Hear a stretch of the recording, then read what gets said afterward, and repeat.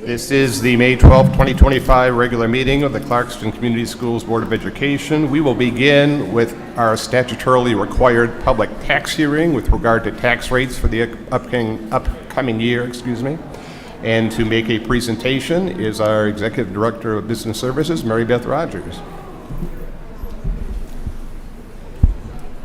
You okay? Yeah. Okay. Alrighty. So this is the public tax hearing that's required. And right now we're looking at our 18 mills operating on Homestead.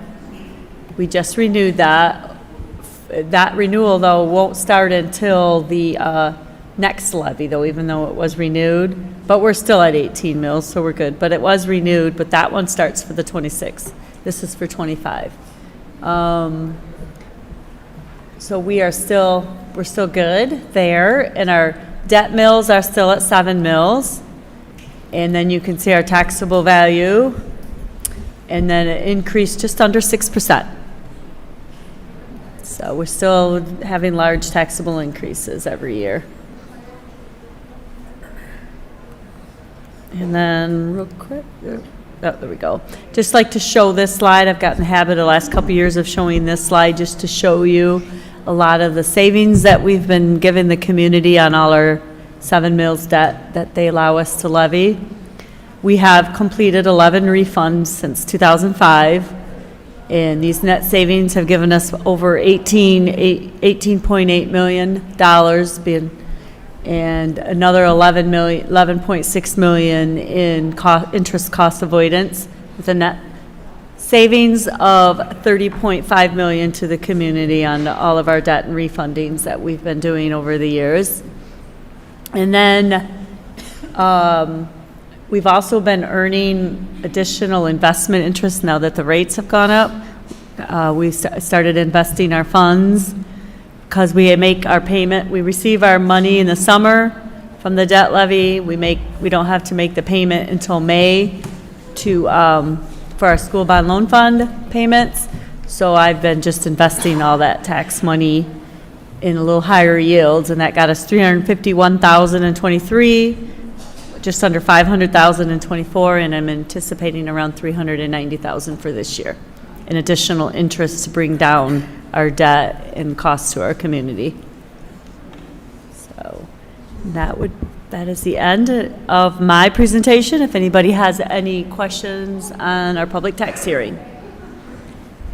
Okay, at this point, anybody in the this is a public tax hearing, so anybody in the audience that has any questions on the information that's been presented, or anybody from the board, please feel free to come up to the podium.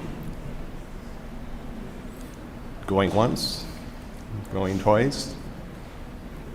Okay, we will then close the tax hearing at 6:50, and we will commence the regular meeting in about 10 minutes.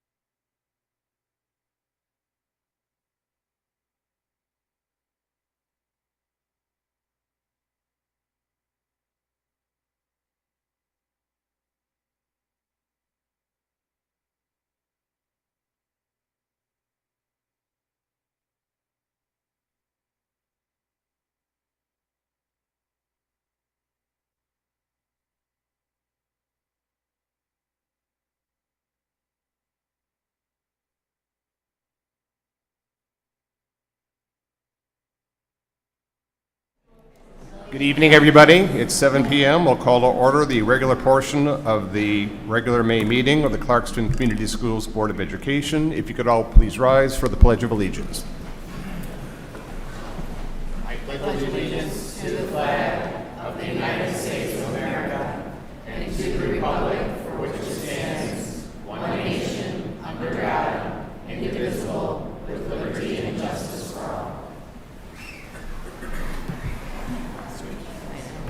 Mrs. McLean, can you please call the roll?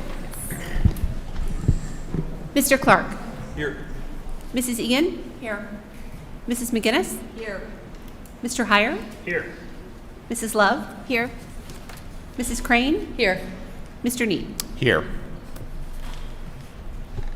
This meeting is a meeting of the Board of Education in public for the purpose of conducting the school district's business and is not to be considered a public community hearing. There is a time for public participation during the meeting as indicated in agenda items 3 and 9. Item 2 is approval of the consent agenda. May I have a motion, please? I move that the Board of Education approves the consent agenda as presented. Support. Motion's made and supported. One of the items does require a roll call vote, so Mrs. McLean, can you please call the roll again? Mrs. Crane. Yes. Mr. Heyer. Yes. Mr. Clark. Yes. Mrs. Love. Yes. Mrs. McGinnis. Yes. Mrs. Egan. Yes. Mr. Need. Yes, motion carried. Thank you. Item 3 is the first opportunity for citizens to address the board. You're given 2 opportunities to address the board. Under this item, item 3.1, you can request to address the board on any topic that's on tonight's agenda, which is, at least in part, displayed on the screen before. And then under item 9, you can address the board on any topic. When making comments, please state your name and address. Direct your comments here to the board president. Each person may speak for up to 2 minutes. Per established board procedures, the board will not respond to questions or interact with the speaker during public comment, although we may refer the matter to administration for follow-up. Mr. Lucido, can you check we have a sign-up sheet in front. Okay, is there anybody that wanted to address the board on an agenda topic? Okay, seeing none again, anybody is welcome to address the board later on under item 9. Item 4 is our superintendent update. Dr. Ryan. Thank you, President Need. Good evening, community. Welcome. It's great to see such a nice crowd. Believe it or not, most Monday nights that we have board meetings, it's not quite this filled. But we'll take it. It's nice to have a little bit of participation. It's nice to be able to get together on this amazing spring day to celebrate and to acknowledge the hard work of so many of our staff members that achieved the level of tenure. And it brings back good memories. It's kind of an affirmation for us all who have been working in Clarkston for a while. And every time I have one of these nights, as the years slip by, I look over and I see Mr. Gary Call in the second row, paying close attention to his boss as we go through this one more time. And to think, Mr. Call, 25 years ago, give or take, you and I were getting tenure at the board office and that part of our career. And it seems like it was just yesterday. And I just remember how exciting and how excited I was to be part of the Clarkston family. And I somehow felt like this evening was an official adoption into that family. It was exciting, and being part of something bigger than yourself, being together, being able to do that in front of your family this evening, it's special. And I just want to start my update by just saying how absolutely proud I am of everybody in this room, and how much I appreciate all the family members, friends, spouse, wives, children, grandparents, and everyone else that came out to cheer you on. It's a big deal. You did it, so congratulations on that. Second update, a couple things related to our kids, and I will have to, again, Mr. Call, we didn't require these 25 years ago, but to be able to see close up. It should be known that our Business Professionals of America students competed at a national conference in Orlando, Florida last week. The team of Andy Hakula, Evan Banyas, and Gavin Peruski finished second place in the world in the virtual financial portfolio event. Seniors Evan Savoy placed in the top 10 overall in the advanced interview skills event. And sophomore Isaiah Isaac competed in the fundamentals of accounting. And senior Jason Legg took part in several of the opening testing events related to business. I want to applaud those students. I like to bring kids' names always into the forefront of our consciousness and what we're about here in Clarkston, and to be able to celebrate these students. Also, welcome to the busiest time of the year. This Thursday marks the last day for our Clarkston High School and RHS seniors. CHS has their senior walk and picnic, and RHS has their clap out for graduating seniors on that day as well. It should be known that this week, the Clarkston Foundation Teacher of the Year ceremony will be held in this room on Thursday afternoon. On Saturday afternoon from 1 to 3, we'll host an open house at Clarkston Junior High for the community members to take one last look at the old girl that we all started our careers, many of us here, Clarkston, the old Clarkston High School, the current junior high, as demolition begins on the gym area and really starting of wholesale. This summer, for those of you here in the audience, when you drive by on Walden Road, get ready. You thought the landscape was starting to change when we put up the gym. Wait till we see what we do with the main academic area behind Clarkston L. It's really going to knock your socks off. It's amazing to see the construction going on so far, and it's exciting to be part of that. Lastly, RHS graduation will be on Thursday, May 29th, and Clarkston High School graduation will be on Monday, June 2nd. The last half day of school for all of our students is that Friday, June 6th. So a lot of things going on, looking at all the spring sports and all the competitions, and just this last couple weeks of seeing the school play at the high school. There's so many different areas that our students are being able to show their talents, their intelligence, and their drive, and it's just a great time to be in Clarkston right now. So thank you, President Eid. Thank you, Dr. Ryan. We have two presentation items tonight. The first one is a CHS Media Program Update. Dr. Ryan. Thank you. Come on up. Media is a centerpiece of a lot of things that we do that's behind the scenes.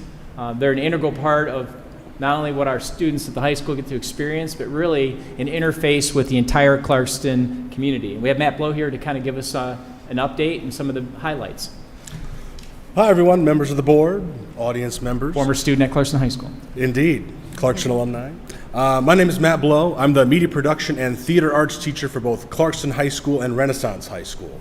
A while back, Independence Television and Clarkston Schools kind of merged their video program, and this year we're deciding, hey, let's make some more presentations to both the township board and the school board, just so that kind of the board and the community kind of knows all the cool stuff that's going on in the media programs there.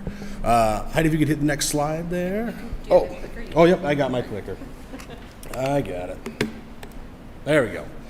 First, a little bit of background about myself. As stated, I was a Clarkston High School graduate all the way back in 2007. From there, I went to Central Michigan, where I got my bachelor's of applied arts, majored in broadcast cinematic arts, minored in theater, minored in music. Stuck around, got my master of arts with a concentration in electronic media production. And then in 2013, that's when the township and schools kind of merged their video programs into one thing, sometimes referred to as media programs, sometimes referred to as Independence Television. And I was actually hired by Independence Township to be their full-time video producer. And after a while there, I became the station manager. And then in 2020, the previous media teacher who I had learned from, who inspired my initial love for media, retired. And I figured, I have an interest in teaching. Both my parents were in education. I figured if I was ever going to do it, this would be a good time. So in 2020, I applied for that job and was selected.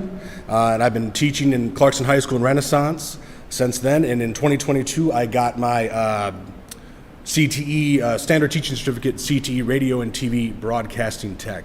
And I actually have a couple purposes at this meeting. Not only this, but I'm a prospective tenured teacher here, so I'll be up again a little bit later there. First, let's talk a little bit about the program itself, the various productions the program does. Before I get into some of the specifics, I do want to note, aside from myself here, we do have some of our students in the audience here. We're adding a couple cameras to tonight's affair. We have one student kind of running the TriCaster and two other students running some additional cameras at tonight's event. They're not normally here for school board meetings, but this is kind of a similar setup when we're doing various live events. To kind of highlight the things we've done this year, we've done 4 football games, 4 basketball games, 2 soccer games, 3 lacrosse games. recorded and streamed things like Holiday Lights Parade, College 101 Night, State of the Community, Clarkston Area Youth Assistant Awards, and Clarkston High School Senior Awards. Those are just the things that have staff supervision, but also are run with the student crew. The students are running the TriCaster, which is the switching between the cameras. They're running the cameras. Sometimes they're running replay or graphics, things like that. And then some other things that have had either myself or the staff of ITV kind of assist on have ranged from open enrollment interviews, career and technical education teacher interviews, military wall dedication that happened a little while ago, elementary school history program. We have a summer media camp, and then we're even gearing up for a movie night with the Clarkston High School leadership program that's actually happening Wednesday night at Clarkston High School's parking lot, kind of doing a drive-in deal with kind of an inflatable screen there. But yeah, those are just the live events we've done. In terms of the regular classes, and this is both at Clarkston and Renaissance High School, so far this year, they've done roughly 12 PSAs, which are public service announcements. They've done 8 parody videos, 14 short films and documentaries, 10 variety show segments, 6 leadership promos, podcasts, Wolf Time announcement videos, currently finishing up their showcase film, which is kind of a capstone project, and some other various projects as well. The media program actually has 2 articulation agreements. Ferris State has one with a lot of career and technical education courses, but Central, we were able to start one up here a couple years back. And I think we were actually one of the first ones to do that at Central, and that's kind of blossomed, and now Central's having a lot of articulation agreements with other media programs. So students that kind of take certain classes and, do well can then, get college credit if they're pursuing media as kind of their career of choice in college there. And then a couple other things. We had Sam West win the Career and Technical Student Excellence Award. He's actually one of our camera ops here tonight. And then lastly, there are some paid internship opportunities for both current students and former students over the summer with Independence Television. We have, I think, 2 former students doing that this summer, coming back home, and we're going to put them to work doing some events and other things like that. With the class, some non-video stuff we do. We talk about film history, we talk about First Amendment concepts, certain legal protocols like copyright, some film analysis, and we've even started doing some field trips to MJR, where not only do we get to watch a movie on the big screen, but we also talk to one of the theater managers about what it takes to run a theater, and what goes into the scheduling, the master schedule for all the films, then have a class discussion on that film later on there. In terms of social media, Independence Television and the media program kind of run a lot of the YouTube stuff you see for both Independence Township and the schools, but I'm highlighting just the 2 channels that kind of impact you guys the most here. The first, Clarkston High School Announcements channel. We kind of do, we collect some announcements from various topics or events that are going on, and then I require one of my students to make videos. Those get kind of packaged together, and they're a part of the Wolf Time segment that happens generally once every other week, kind of twice a month. The stats from that channel from end of the April of 2024 to kind of end of April of 2025 had over 11,000 views and over 222 hours of watch time there. And I don't want to play the whole video, but I just want to play a little segment of it. Heidi, can you pull up that? Perfect. Perfect. Not going to play the whole thing, but just to give you a little taste, these are kind of what the announcement videos looks like for Wolf Time. Hi, CHS. Welcome to the April 23rd, 2025 edition of the CHS announcements. I'm Sam West. And I'm Ian. We have kind of our talking head piece, kind of our news style piece, and then we also have some graphics that we incorporate throughout the production as well. And then in this particular video, we even had them highlight a couple other things. This was right before Clue came out, so one student actually made like a promo video showcasing Clue, encouraging people to come out and see the show and get some tickets. And they got to film various things for that, including some of the rehearsals. And then the other video we had was right prior to AP testing here, and they got to talk about study tips right before AP testing kind of comes about there. So that's just one example of them. Didn't want to play the whole thing. If you want to watch them, they are on YouTube, free for anyone to check out. But just wanted to give you that little taste there. And the channel that is probably most relevant, the actual Clarkston Community Schools YouTube channel itself, where we're live streaming right now. from roughly end of April of 2024 to end of April 2025. Over 25,000 views and almost 2,500 hours of watch time there. And on the Clarkston Community Schools YouTube channel, that's the sporting events, that's the school board, and that's a bunch of other videos as well that are school relevant, either produced by students or produced with other teachers or other staff, things of that nature. In terms of what we got coming up next, as Dr. Ryan mentioned, we got a couple events here. Leadership Movie Night coming up on the 14th, but then of course the big things are both the Renaissance High School graduation and Clarkston High School graduation, which we both record and live stream on May 29th and June 2nd there. But yeah, just wanted to give you a little taste of what's going on at both Clarkston and Renaissance in terms of the media program. If you have any questions, I'd be happy to answer them. But if you have questions later, my email's on the screen, mfbleau, and then, of course, at clarkston.k12.mi.us. Any questions or comments? Mrs. McGinnis? I would just say I really like the expanded format that you're using here. I know the beloved teacher prior to you was very exploratory in what he provided for students, but I really like the breadth of the programming that you're providing, the inclusion of both students and alumni in the working of the TV channel, and these extra leadership movie nights and stuff. I think they're really great, and I think they're a really great thing to help build community. I was talking to somebody the other day and said to them, if you're not in the basketball on the basketball floor or in the football field on Friday night, you're in the wrong place. I might have to add to that in the parking lot at Clarkston High School now. There you go. Any other comments?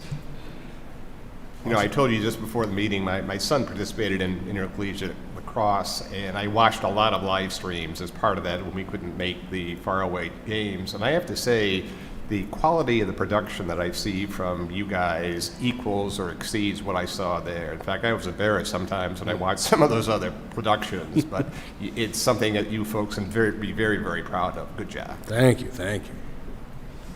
Thank you. All right. We have one more presentation, item 5.2, our sister school presentation. Dr. Ryan. Thank you. Ms. Faye Valtadores, come on down. Sensei Valtadores, affectionately known, leads our Japanese program in Clarkston Community Schools, and she's been spearheading the efforts over the years with our sister school in High School in Japan. And yes. From time to time, when we have student exchanges, we have entire classes from Japan come over to the United States and interact and be able to engage with us, and then we send our cohorts over there, and it's been a wonderful relationship over the years. And Faye, will you be able to give us an update? Yes, I actually want to even introduce it to those of you that don't know we have an exchange program. I met Greg Need at our celebration last year, and Greg had no idea, which I understand. COVID hit, we were closed for 5 years, Japan was closed, definitely nobody came here, so I just want to reintroduce it, show you what we do. I'm hitting the wrong mouse. Oh, can I use this? Okay, so the history is I started working here in 2006, and I received an email from a teacher in Japan. I had no idea this program existed, asking me if I wanted to continue the program. I'm like, yeah, sure, why not? I love Japan. Let's do this. I didn't realize the amount of work that was going to go into it. But as the years go by, I got better and better at it. Now I don't have to think about it sometimes. I just do all the prep for it. When I started here, it was 10 students and 2 teachers that came. They would come for a 2-week visit. 2 weeks is a bit of time because I have to find host families for my students and for the teachers. And then when we changed to some trimesters around, 2010, 2011, around there, we decided to go down to a 1 week just because the time they came didn't fit in right with for having a 2-week stay. So we did a 1 week. And one day they reached out to me and asked me if we could increase from 10 students, so we moved up to 12, 14, and now we've been at 16 students for a couple of years now who come to Japan, as well as us going to Japan, or come into Clarkston and then we go back to Japan. So what happens during the visit? Their students prepare presentations on Japanese culture, life, teenage life, history, and they come and they present in front of all my students. I'm at the high school and the junior high. All these presentations are done in English, and these kids have these presentations memorized. They come in and they present, and just the excitement from them and that they can present to us and be in America. And the first thing they say is, "This high school is so huge, Faye Sensei." They're just amazed at like everything here in Michigan. The picture on the left, last year we went to Clarkston L. We did a visit with the 4th and 5th graders there. So we like to do something that'll spread the love, give it to the elementary kids as well. Then in return, we go to Japan, and I typically take 15, 16 students. Last summer I had 16, this summer I'll have 15 students. So my students in return go to Japan and they present in Japanese. Now they're not all memorized, but they have their note cards. But it's such a great time because students that come here and are hosted by my students in return are able to host them in Japan. So that right there is a true exchange. Presentations that they love, which we're going to do this summer, a dance, well, not me, they're going to do a dance presentation. They love the cooking lessons. They love to take pictures, and the peace sign is huge in Japan. So you got to do it. So in last March, we had a 2020 was supposed to be our 20-year celebration, but due to COVID, we couldn't have it. So this was a makeup for 2020. I prepared this celebration. And we had the cafeteria at the high school, and I wanted the community to see Japanese culture. So we had origami, we had chopstick contest games, they got to wear school uniforms, a variety of things. And that's where I met Greg Need, who came by to see it. And the turnout was better than I thought it would be. I expected, 50 people to be fine. But no, it was pretty steady. And it was a good time. It was chaotic for a minute there, but it was just amazing to see, like, those are my students wearing uniforms. Taking pictures with my students in this event, too, was just amazing. I have these kids sometimes for 7 years. So I get to know them and their family. We got a stand. I have some friends who, they're expats, the women, and they do yukata wearing. So boys, girls, adults, kids, everybody got to try on a kimono and take pictures. And that was the biggest part of the celebration. They loved having to wear yukata for a little bit.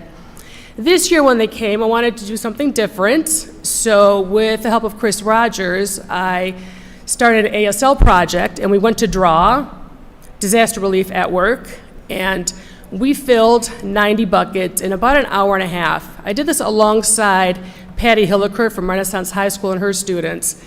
They told me the amount of work that we did in an hour and a half would take them about 4 hours. So that was a huge success for us. This summer, as you probably know, I'll be heading over to Japan with 15 students, and that's my chaperone, Ms. Kalinowski.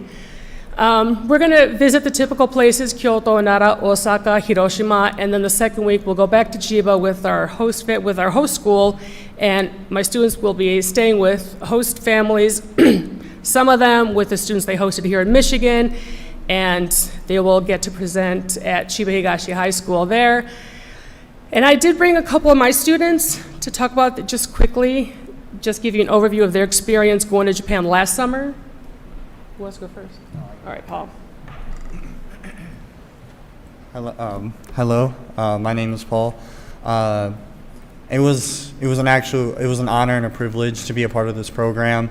Lifelong memories and a lifelong relationship with my buddy Koshi, who was the Japanese student that came over here that I got to host, and vice versa. He hosted me when I went to Japan. When he came over here, he's obsessed with basketball, I found out. So we went to Piston games, and he was nonstop about basketball and sports. And there's also this kind of language barrier as well. But like once we got over that, it helped us create this bond that almost was unbreakable. Even though he's overseas, I still keep in contact with him, checking up on how he's doing. Currently, he's going to college, and now he's studying English so he can come over here to the U.S. to get a job as well. So, it was amazing. Them being over here, I really had to get out of my comfort zone to kind of understand what it's like to be in their shoes coming over here. And obviously when I went over there, it was just absolutely amazing. I cannot describe to you the amazing things that I saw over there. I got to see all these different temples. As much as weird as it sounds, going to these different religious temples and all this stuff, it was absolutely like amazing. I never thought I would say this, but I actually enjoyed learning so much over there that I just wanted to stay. So, and obviously presenting to them in Japanese was also kind of a trip. It was really weird, and they loved every second of it, and the American students loved every second of it. And honestly, I can't thank you enough for giving me this opportunity and just a friendship that I thought I would never have. So thank you.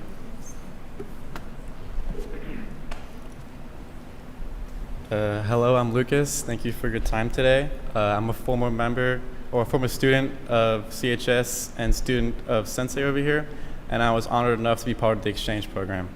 When my student Tatsuma first came here, there was a bit of a language barrier. It was kind of hard to communicate with him, but that didn't stop us from forming such a deep bond so quickly.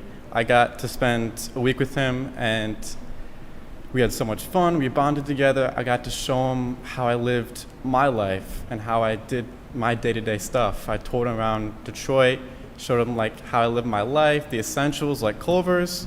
And then vice versa. I got to go over to Japan, and he showed me how he lived his life. And it was just, I cannot give enough thanks for Sensei for this opportunity, because it is truly a once-in-a-lifetime experience for me. And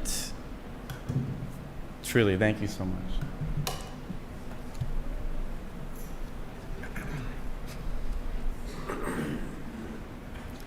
So my name is Spencer Brennan, and I went to Japan last summer, and I hosted a student the year before then.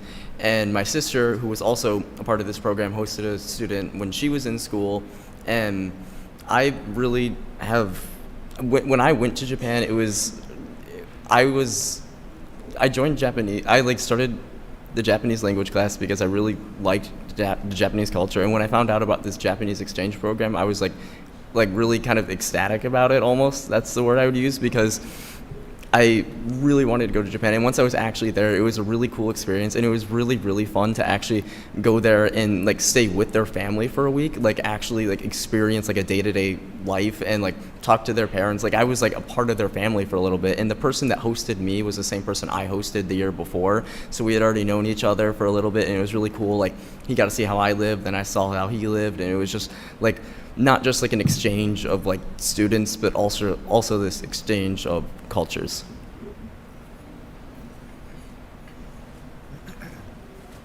My name's Ava Ross, and I was both hosted by a student in Japan, and I hosted a student twice. I'm forever grateful, extremely grateful towards Sensei for giving me the opportunity to experience both things as someone who has been interested in the Japanese culture since elementary school.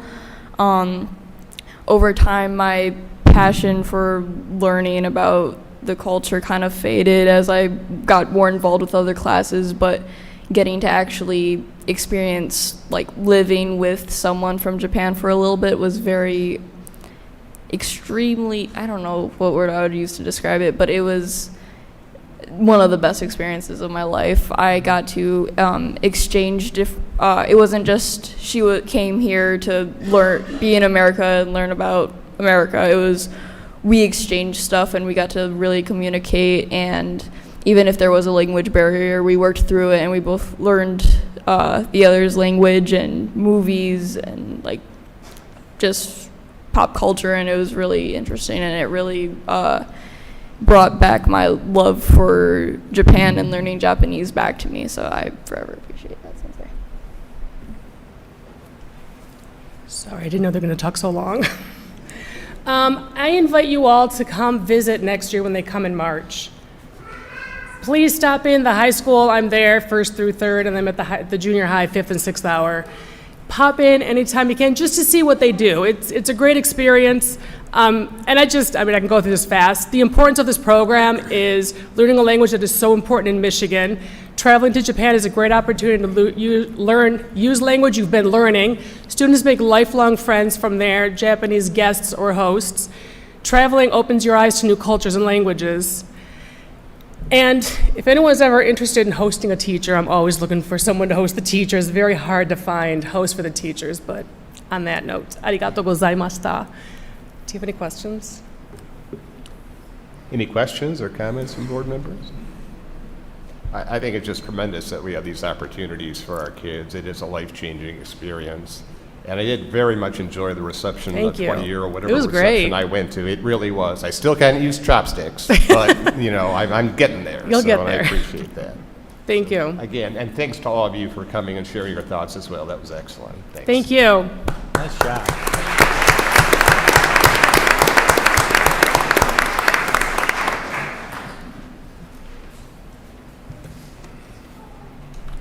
Let me start this off.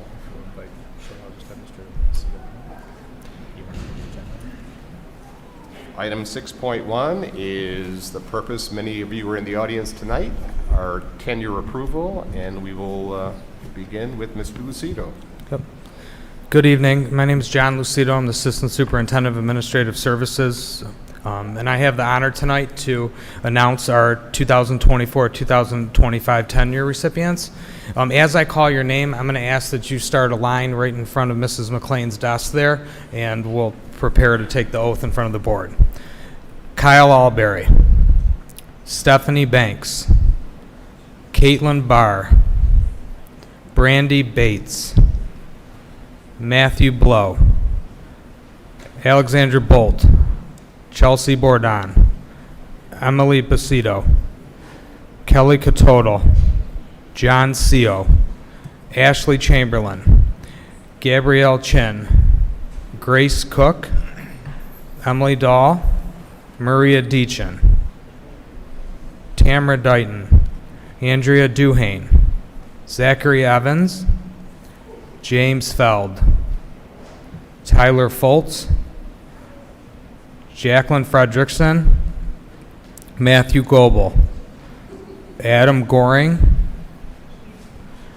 Georgina Gerges, Alexander Hawk, Kimberly Hicks, Madison Hill, Gabrielle Jerome, Amanda Keener, Christopher Keith, Chelsea Kerbellis, Nicole Ken, Andrew Laidlaw, Jared Lawrence, Lauren Majestic, Kelly Mathiak, Samantha McClory, Keaton McGregor, Matthew McKay, Sarah Mertz, Sarah Melke, Stephanie Morse, Lisa Neiman, Emily Orr, Sydney Phillips, Ashley Plantis, Brooke Portelli, Nicole Ragnon, Alyssa Ramo, Joseph Richards, Chelsea Rogers,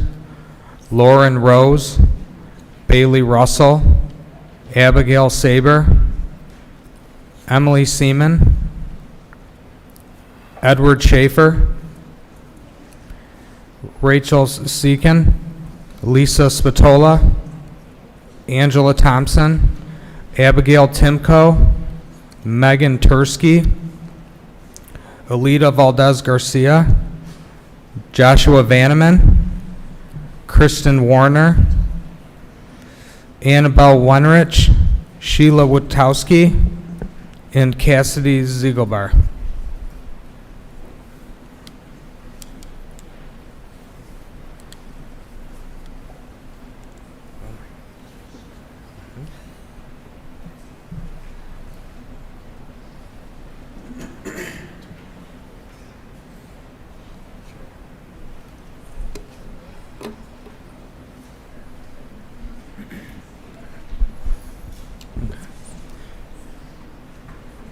Okay, if all of the tenure recipients could turn around and face the board, please.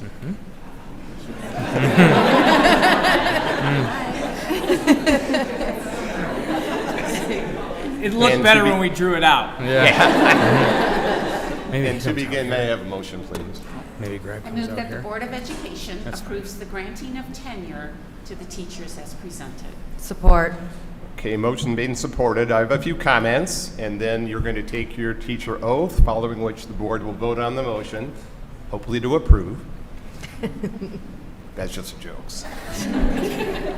After the vote, we'd like you to stay up front so we can take some pictures.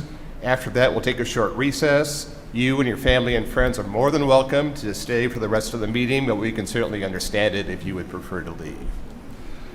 In a minute, I'm going to read the information provided by the Michigan Department of Education. It is a little impersonal, so before that, on behalf of the board, I'd like to offer some congratulations to all of you for this accomplishment. And I want to echo some of the things Dr. Ryan said in his superintendent comments. We know these days it's not easy to be a teacher, and we may not say it enough, but as a board, we are very proud of the teaching staff that we have here in Clarkston. We want the very best teachers. Our kids deserve the very best, and we know you have the passion and the love of teaching to be the very best. In August, I did a short welcome to the then brand new teachers and staff and talked about how special Clarkston and Clarkston Schools is. Many of our administrators and teaching staff start their careers in Clarkston and then stay for their entire professional careers, beginning with Dr. Ryan back there somewhere and on down.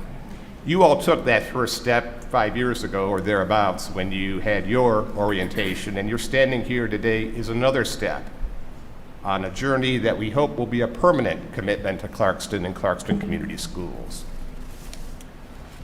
We have a culture in Clarkston. We have a vision statement, we have a mission statement, we have a strategic plan. We're redoing all those things. And those are very important documents. But in the end, they're just words on a piece of paper. What you do is important, and the impact you have on our kids is tremendous.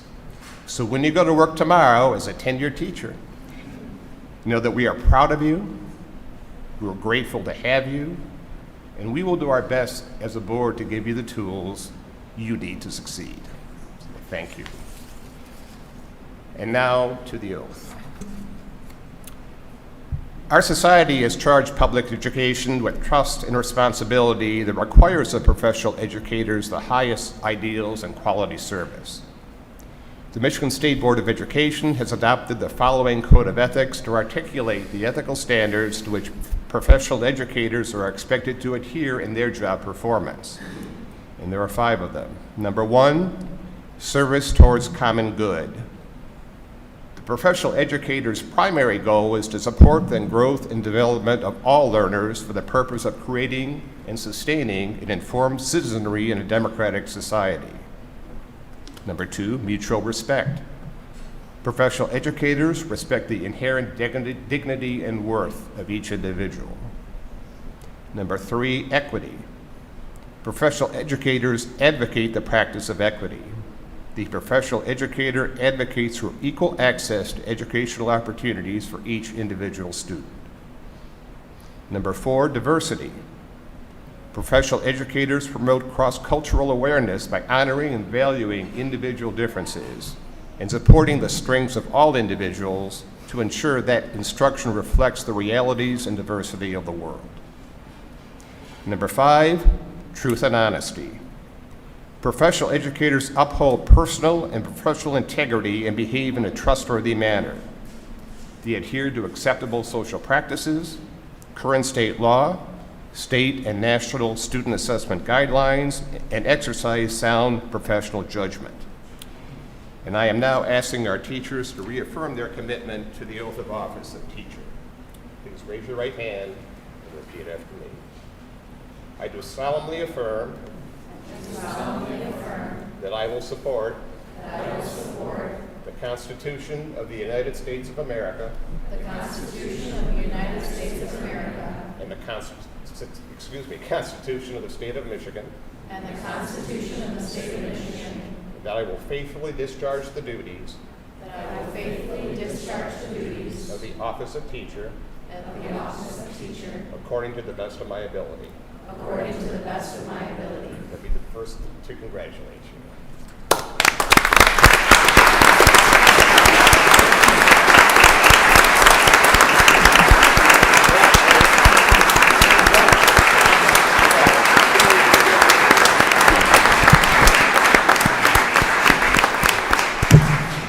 Not that you need to take that back, but Mr. Heyer just reminded me that we haven't voted on that yet, so.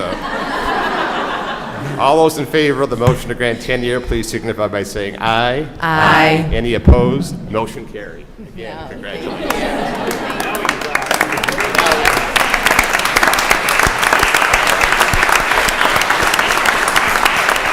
Please remain up front and so we can have some pictures taken. Correct, Mrs. McLean? She's out there.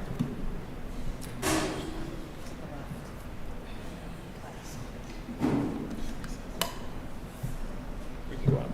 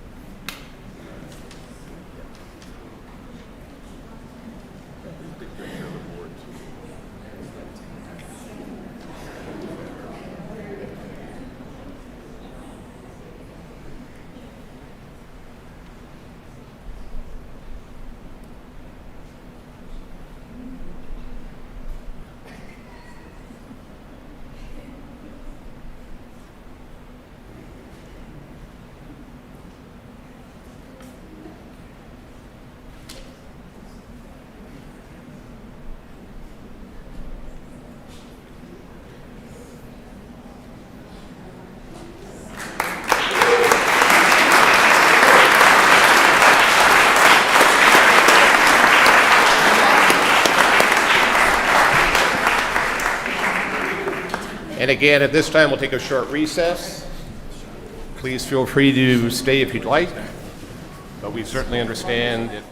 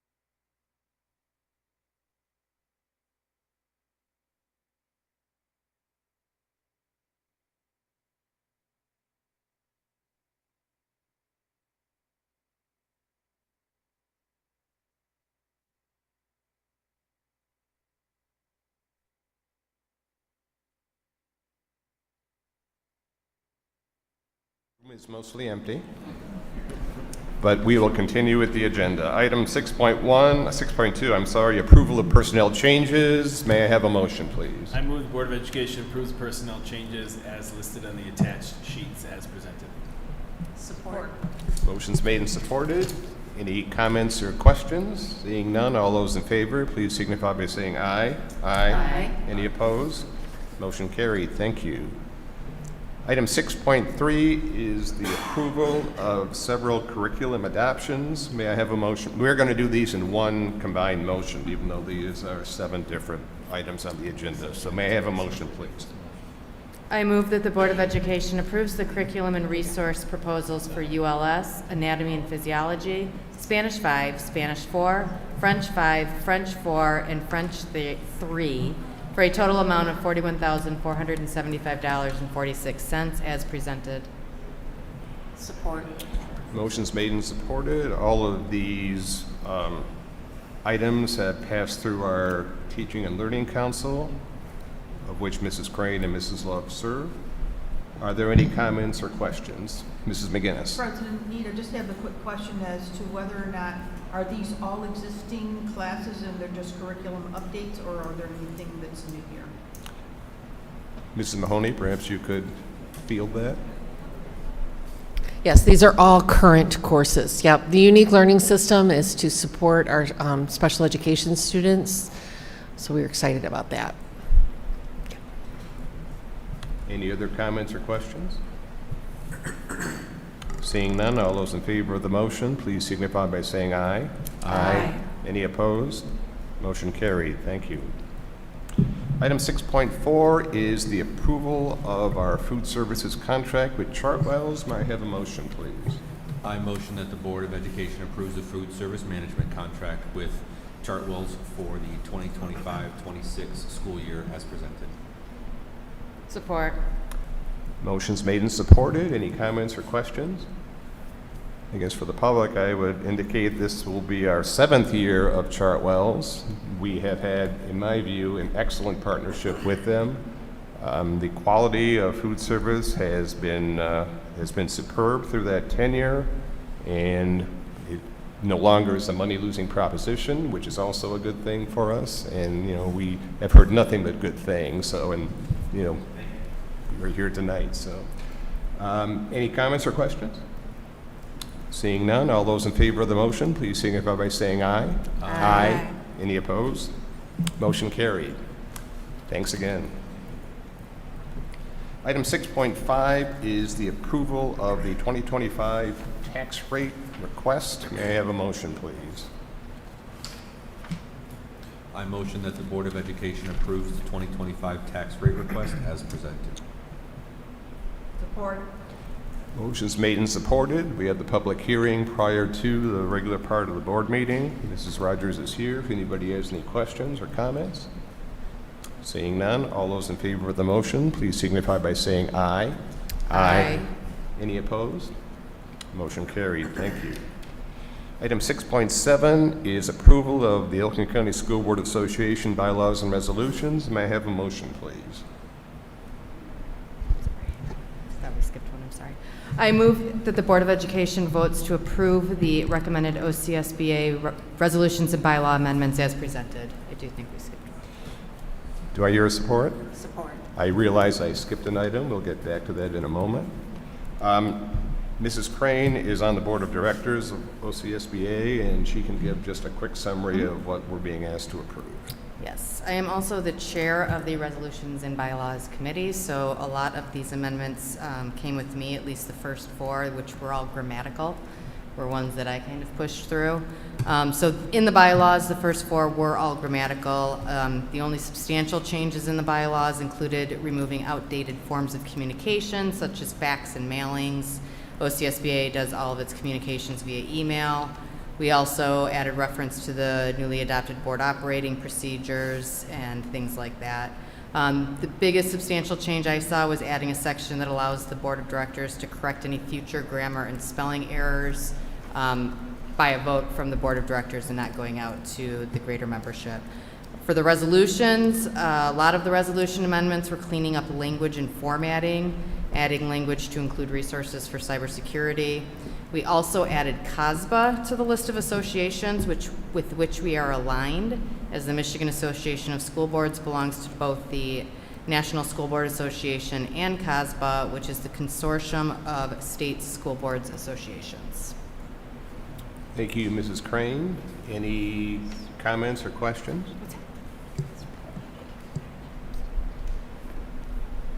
Seeing none, all those in favor, I'm sorry, this requires a roll call vote. Mrs. McLean, can you please call the roll? Mrs. Crane? Yes. Mrs. McGinnis? Yes. Mr. Heyer? Yes. Mrs. Egan? Yes. Mr. Clark? Yes. Mrs. Love? No. Mr. Nee? Yes. Motion carried. Thank you. Now we will move back to item 6.6 that I inadvertently skipped, the approval of the resolution regarding the purchasing bid for the school buses. May I have a motion, please? I move that the Board of Education adopts the resolution to accept the bid of 4.15% interest from Huntington Bank to finance the installment purchase agreement for 4 new 77-passenger school buses as presented. Support. Motion is made and supported. As the agenda item noted, we only received one bid on this item. Are there any questions or comments? Seeing none, this also requires a roll call vote. Mrs. McLean, can you please call the roll? Yes. Mrs. Egan? Yes. Mrs. Love? Yes. Mr. Clark? Yes. Mrs. McGinnis? Yes. Mr. Heyer? Yes. Mrs. Crane? Yes. Mr. Nee? Yes, motion carried. Thank you. Item 6.8 is the approval or disapproval of the Oakland Schools 2025-26 budget. May I have a motion, please? I move that the Board of Education votes to approve the recommended OCSBA resolutions. Am I wrong? you are. Aren't I? Sorry, I got that. Nope, 6.8. No, I went back and Yep. Yeah, go ahead. I move that the Clarkston Community Schools Board of Education approve the attached resolution to approve or disapprove, to approve the Oakland Schools 2025-26 General Fund operating budget as submitted. Support. Motion's made and supported. Mrs. Egan is our liaison to Oakland Schools. Do you have any quick summary of this item? Just a few items that were highlighted in the new superintendent's executive summary letter, and I just wanted to point out some of the, we had our last Oakland County School Board Association meeting actually at the Northwest campus, and so we had the opportunity to go and visit and see the actual facility and some of the programs offered there. So in this budget, some of the highlights are the Tech Center campus renovations, which is going to be things like flooring and lighting and so on. A focus on, I just wanted to highlight the curricular updates because I think this is pretty interesting. There is going to be the essential practices and instruction focusing on numeracy project, literacy essentials Oakland, and in the science area, nanotechnology, artificial intelligence, and synthetic biology labs. Also some shared services focused.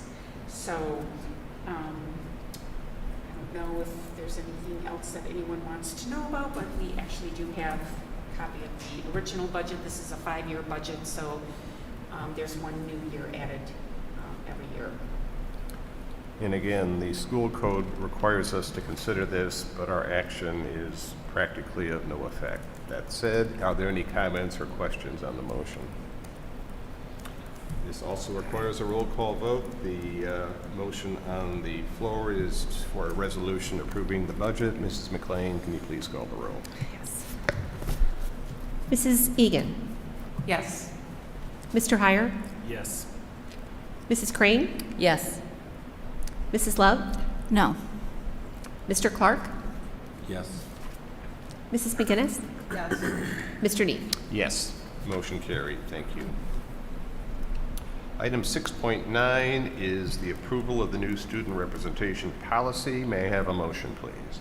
I move that the Board of Education approves the new policy regarding student representation on the school board as presented. Support. Motion is made and supported. This matter has been before us a couple of times. It was initiated by a petition from a group of students at Clarkston High School seeking some form of student representation on the school board. It has been reviewed by our policy committee. Mrs. McGinnis is the chair and would ask if she has anything she would like to add to this item. Just that we took the input from various board members, and I took a lot of thought about when I went to national conference and the participation of the students that were there.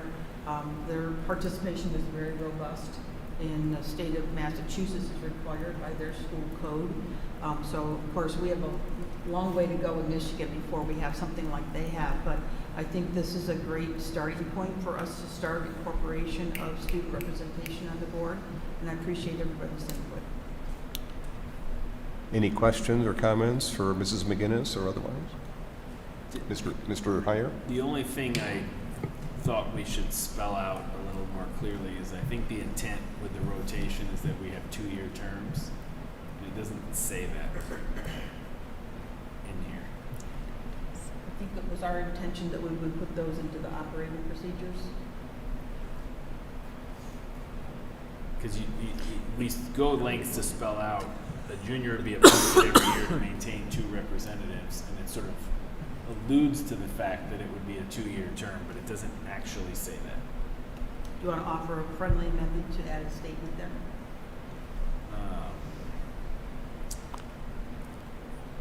I would definitely like to include that statement. I would support that statement. And just so we're clear, for the first year, there would be one student for a 2-year term, one student for a 1-year term, and then subsequently 2-year terms. Is that consistent with the intent? intent? Yes. Okay. With that, okay, we have an amendment on the motion. All those in favor of the amendment? I'm sorry, Mr. Heyer. Just in Discussion terms on of, the like, amendment. In terms of writing that out, like, I think something needs to go in the first line that sort of establishes it, and then probably in the last line that continues it. And I would be happy to sort of approve this and have the policy committee bring back that amended version that we could reapprove. Might be the best way to do it, because I don't know that it's just like a couple words that we throw in. That might be the best way to do this, because clearly this is our intent, but then Sure. just to add that piece, if the policy committee is okay with that. Would we have to specify, like, if they didn't want to do, if they resigned or something, what the process would be of electing? Or is that kind of up to them? I think that would be in the board operating procedures. Okay. What we had talked about, the few times we've talked about it, is keeping this, and please, Mrs. McGinnis, if you've got different feedback, keeping this relatively vague and just saying exactly what Mr. Heyer's saying and saying what Mrs. McGinnis and Mrs. Egan put forward, and the board operating procedures, we're going to kind of work with the students and do, and that's a good one I hadn't thought of, Mrs. Love, so I like that, because that is something we really need to think about, for sure. May it please the board that I add to the first paragraph that it is the intention that the junior comes on as a 2-year representative. Yeah, the Is that solid? third paragraph here, I think you would say, shall be one high school senior that will serve a 1-year term, and one high school junior serving a 2-year term. And then at the end, it would say something like, thereafter, all students would be 2-year terms, staggered 2-year terms or something like that. But the senior will only still be the 1-year term. Just, that's only a one-time thing. Right, my point is just that when they become senior, there's still only a 1 year left. The So they paragraph can't does have start with 2-year terms. 2000. I think the intent was that the junior 2029. would be elected for a 2-year term, so there wouldn't be a second election. That person would have a 2-year term. So, yeah, We're adding- once they're we're a adding- senior, they're serving the last year of their 2-year term. We're adding one person Every year. every year, right? Would it be? What's the pleasure of the board? Should we table this item and then the policy committee can come back with clarifying language for the June meeting? Because, again, I think the intent was to make this effective for the 2025-26 school year, so you don't have to take action on this tonight. I think that's good. Okay, I will move to refer this matter back to the policy committee. Support. All those in favor, please signify by saying aye. Aye. Any opposed? Motion carried. Thank you. Item 6.10 is the approval of various change orders for the Clarkston Junior High School and Pine Knob Elementary HVAC. May I have a motion, please? I move the Board of Education approve the construction change orders for industrial process piping in the amount of $90,562 for A&M Construction Company, the amount of $74,124, and for Conti Corporation, the amount of $80,220 as presented. Support.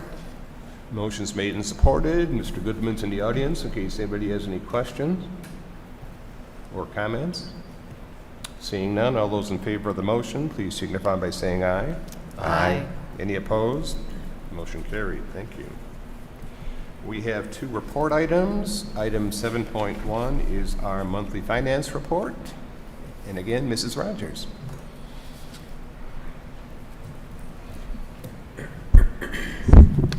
This is their financial update effective April 30th, 2025. Budget to actual revenue is 68.45%. Your budget to actual expenditures are just under 73%.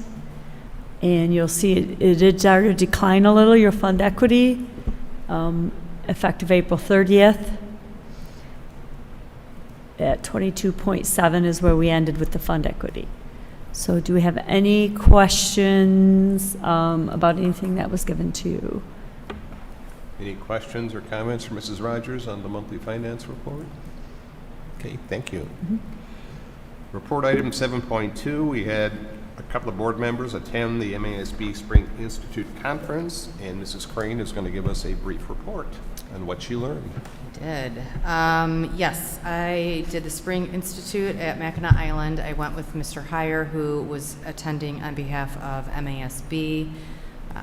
For any of you who have not gone to Mackinac Island, the very first weekend it opens of the season, it was about 35 degrees and rain coming in sideways into the ferry, so that was fun. It's beautiful. But the first day we did a pre-conference workshop, and it was all about artificial intelligence, which I'm trying to learn as much as I can in the scope of education, because it's not going anywhere. And I think Mr. Heyer would agree, we learned some really interesting tools and tricks on how some other districts have been using it and really kind of working to, how they put it, save teacher time and able to serve their students best, and the policies that school districts really need to start putting in place. So we will get back with you guys on some of those things. The next 2 days, I took a 2 full day class on board president workshop. So yeah, that was what I did. Any questions for Mrs. Crane or Mr. Heyer? Okay, thank you. We have one discussion item tonight, item 8.1, our board affordability model update.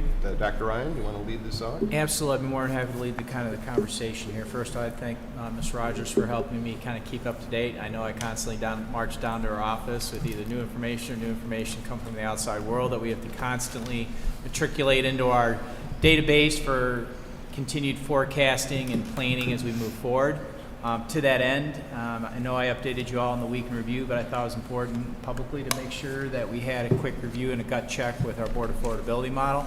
A couple things as we move into the last phase of the current budget and move into the preparing for the next budget.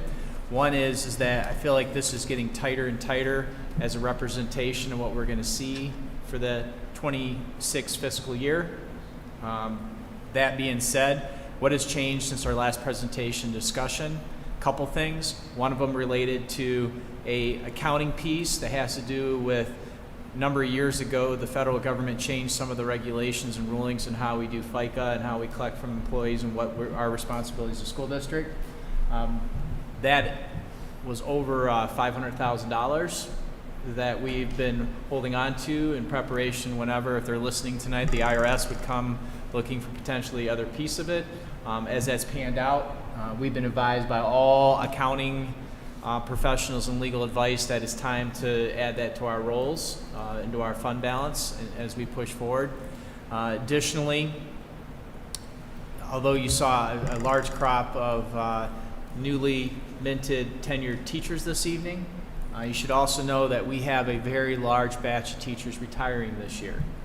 That's going to shift to the column based on the experienced salaries versus new employees. We're of the trajectory this year to try to get as much of the strong talent coming out of college that's available. We've, over the last couple of years, have had a nice mix of staff that we brought in both externally, with experience and out of college, and I feel like that we're at a good spot to really actualize the savings in that regard. And then finally, the enrollment piece. We've been headlong into staffing, and I applaud Mr. Lucido and our principals have been working hard to make sure that we have all our classrooms covered, that we maintain those strong low class sizes as we move into the future. And so far as we're progressing, and we do point of year studies from March this year, March last year, March the year before, September's all the way back. And right now we're trending upward right now, which is an unusual spot for us. I think I'll look to Mr. Lucido so he can nod roughly 38 students.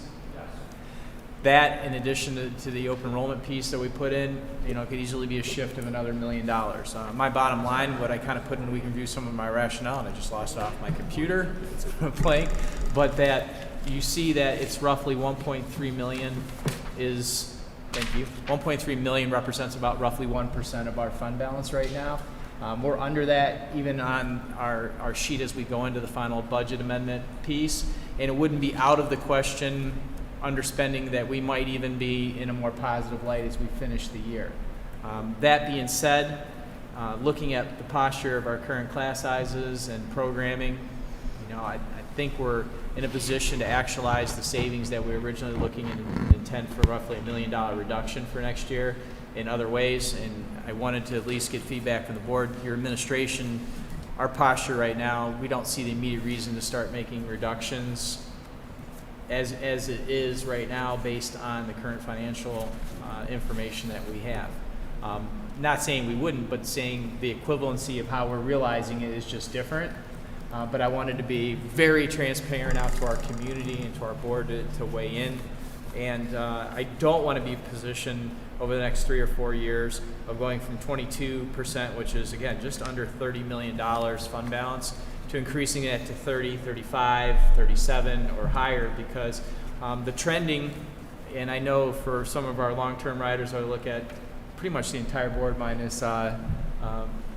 Clark and Ms. Love, we predict doomsday to a certain degree of looking at finances in multiple years with a very conservative approach, and we generally outperform ourselves every single year for at least the last 15 years, 10 years that I've been up in an executive role here.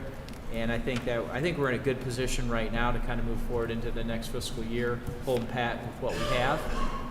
Again, realizing the savings that we can in those categories that I just said, or revenue enhancements, and then be prepared to be very light on our feet as we face the next several years.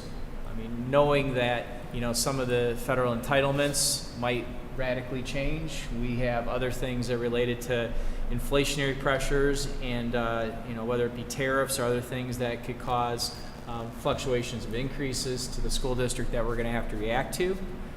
To that light, we're already buttoned down the hatches in terms, I'll give you a footnote that, whether it's technology, we're prepared to make or not make purchases based on the next 18 to 24 months of eventualities. We feel no pressure to make said purchases. We don't feel like there's anything the school district is going to be put in a lurch in immediate fashion. But obviously, you have to, it's comforting to take a conservative approach. I don't believe in my career that we've ever hovered in this neighborhood indefinitely. And honestly, we want to make sure we have money so we never, ever, ever have to borrow money in Clarkston. Barring that, I'm always looking for opportunities for new programming and ways that we can invest. And I think the current financial state of the school district provides for that. We have room to explore different scheduling methods. We have room to look at, expanding MTSS in the secondary. None of what you're seeing in front right now is representative of anything that I think that would inhibit us moving forward in the new strategic plan. And I also put a secondary PS to that we will constantly be evaluating the programs and things that we have. you don't endlessly continue to add layers on. You have to kind of look at the efficacy of the layers that you have and be prepared to, in one hand, make reductions and eliminate programs that might not be interested, or pursued by our students, or things that at least best practices don't suggest that we continue on while you pursue other things.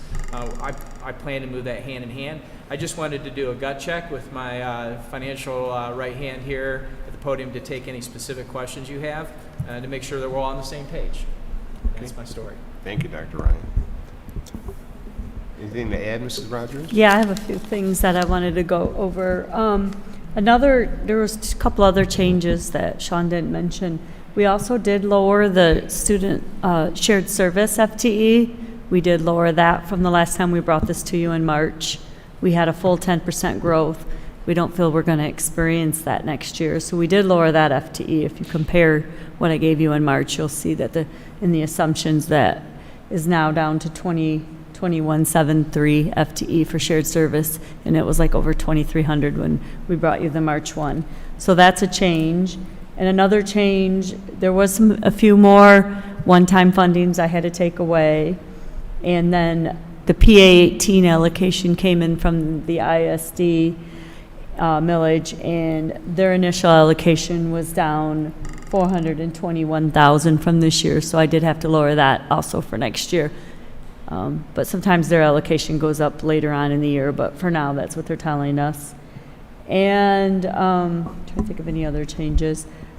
The only other thing I would suggest, and then I was going to go over a few things that are going on out in the legislation, but Sean talked about how our FTEs for the spring count are up 48 FTE from our fall February, or our February count is up 48 FTE over our October count. That is not reflected in what was given to you. We still have it as the 75 gain from open enrollment and the 50 student loss.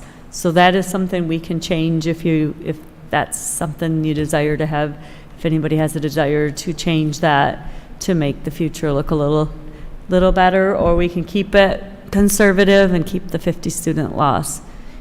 That's up to you guys as I build the budget that I'll be bringing you June 9th. So I'll bring that up. And then the Senate came out with their budget, and they had a 4,400 pupil increase. The governor has a 392. That's what we currently have in this. So they had a 400, and the House has not fully come out with theirs yet, but right now they are saying 417 at the House. So they're all pretty close to what they're saying the per pupil foundation increases, and they all agree though on the MIPSers. And I just want to point out that our 392 is ate up pretty much by the MIPSers changes.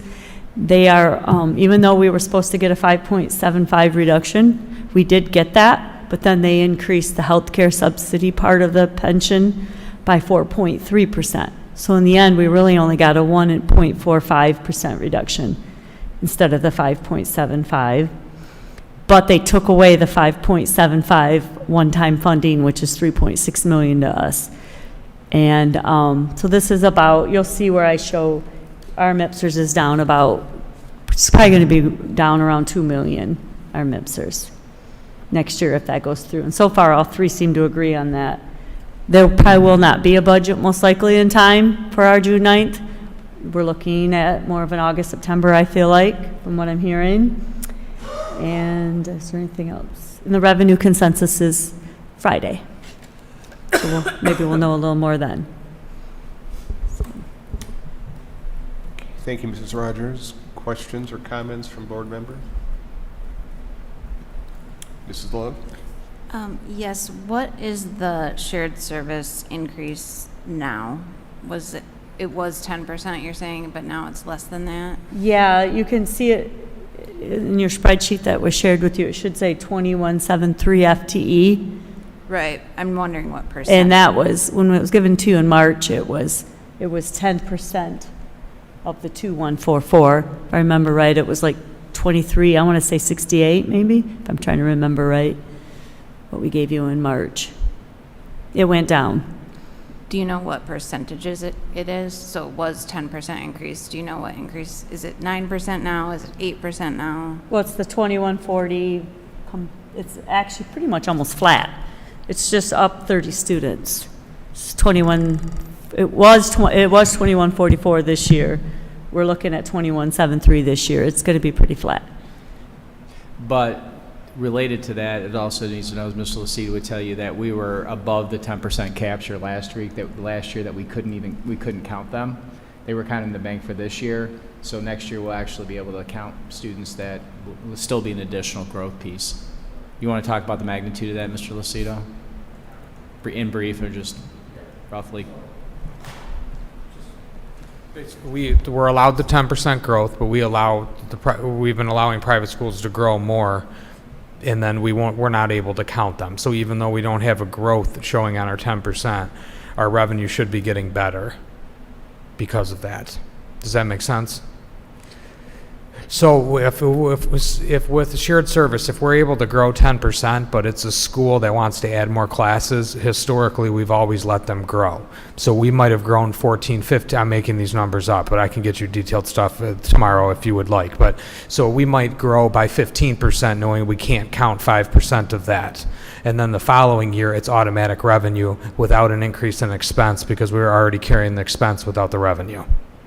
Okay. So why did we decrease the shared service FTE? We didn't. We're up 30. We just didn't get additional schools.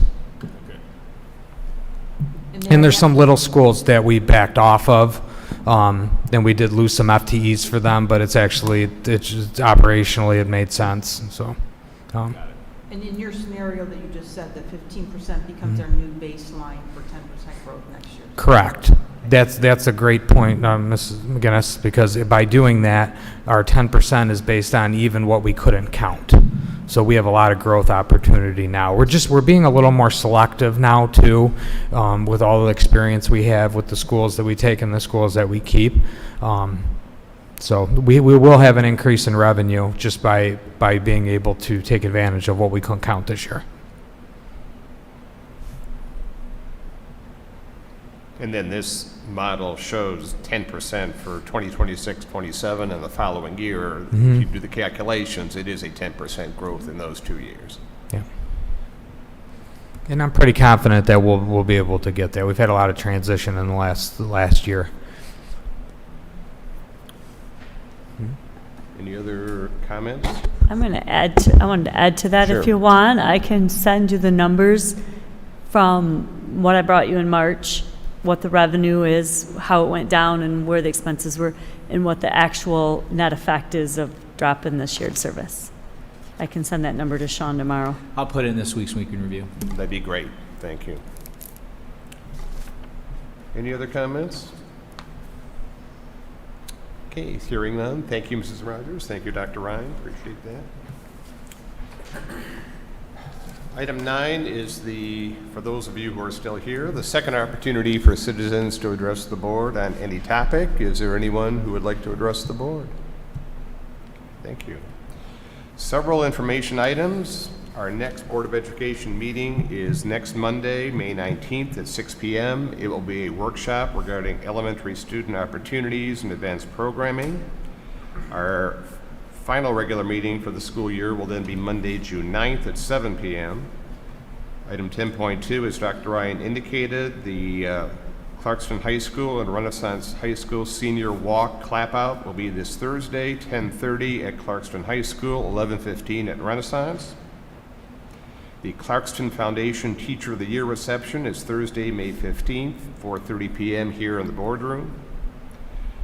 The farewell, Clarkston Junior High School Open House is Saturday, May 17th from 1 to 3 p.m. May 26th is Memorial Day, no school for students or staff.